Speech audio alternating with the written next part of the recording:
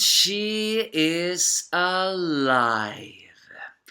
And Elizabeth accepts her satellite character development. And there is so much despair.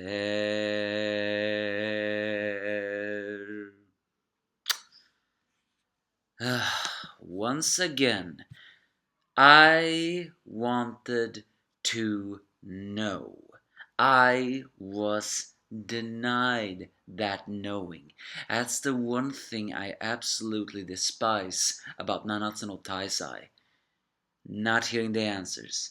And then you just subtly telling me that Sheila is still alive. Take off your earphones if you still have them, if you have some on, because I think I'm gonna scream this review.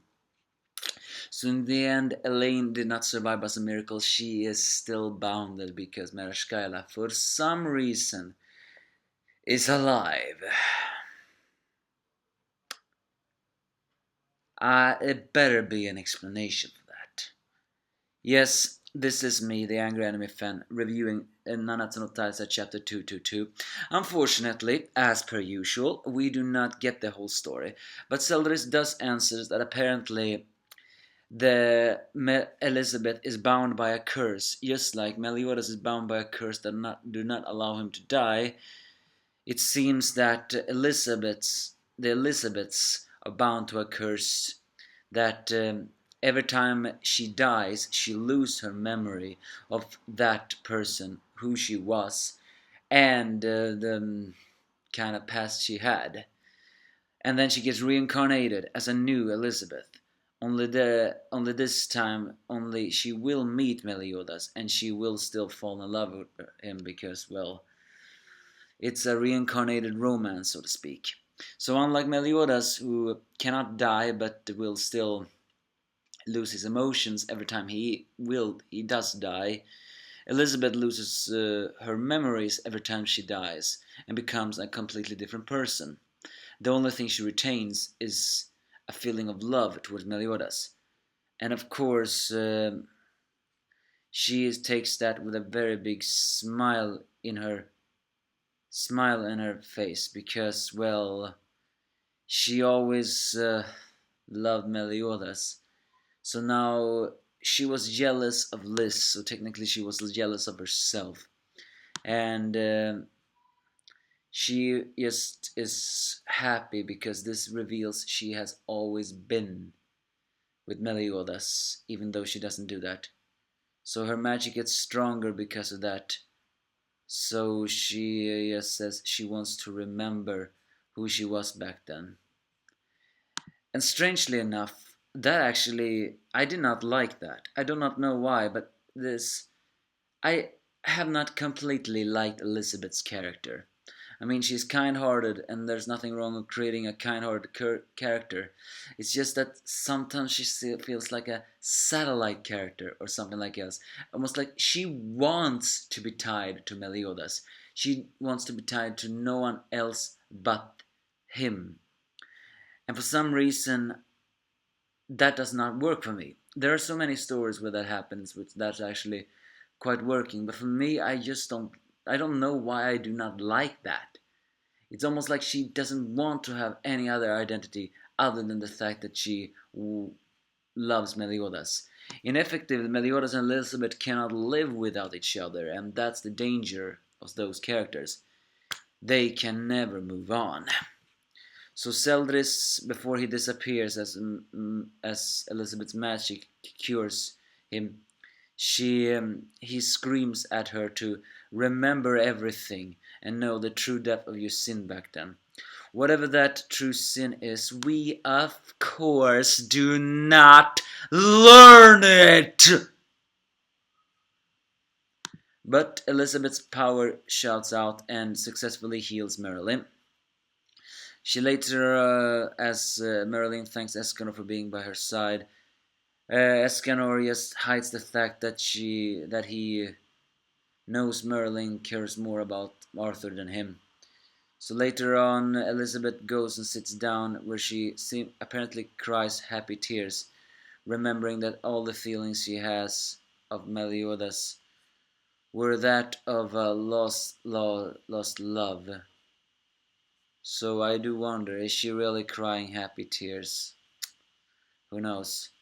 As she waved goodbye to her adopted sister, who is now escorted by Dreyfus and Hendrickson and uh, Dreyfus. Yeah, that's what it is. Dreyfus has cut his hair because apparently, well, Fraulein preferred long hair. And the Sins are now armored. They are ready to take on this battlefield. And they talk about the fact that Camelot is shrouded by a dimensional distortion of 100 miles in diameter. They cannot pass through it nor use absolute cancel to make it through. But Merlin says she does have a plan. Apparently, she will manage. She has located something that a manifestation 200 miles south of the kingdom, and what's there? Well, either Istar or something else. It's what Meliodas calls the city stronghold of Conrad, apparently where centuries ago a great massacre happened. And given to the fact who we saw at the end of this chapter, I think we know what that implies. So, seems like, yeah, and also Gotham mentions something that will pass by. As Ban later on asks Elizabeth to check on Elaine because she seems to go through a lot. And Elaine is talking to Helbrem, who she cannot see. Where she does reveal to us, it's not that Elizabeth's magic saved her, nor her spirits. It's okay. No, it's nothing like that. Merashkaila is still alive, and Elaine is still dying.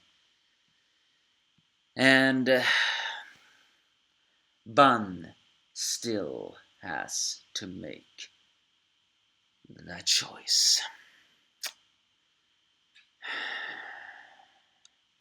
For some reason, I like Elaine and Bun's romance way much more than Meliodas and Elizabeth's, in a way, because in a way they're similar.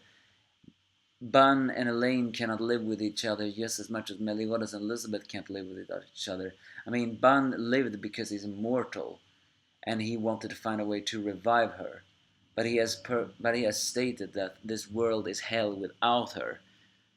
So technically, Bun cannot die unless, of course, his soul gets sucked up. But if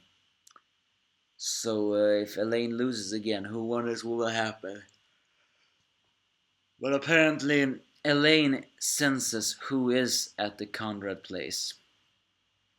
Oh yeah, and by the way, someone asks why is it the fact that Merlin always chooses to wear exposing outfits? Apparently because she doesn't want to restrict her movements. So who is at Conrad? Well, we only see her upper face and her demon tongue, but it is indeed Merashkaila who is in Conrad. As I screamed in the beginning of this video, that freaking shows that Elaine has not been miraculously saved as I hoped she was. No. Merashkala did not die. I mean, she only lost, 5 of her hearts and had her neck broken, but no, she's alive. How is that even possible? Sorry that I'm complaining a lot, but I'm actually seriously asking.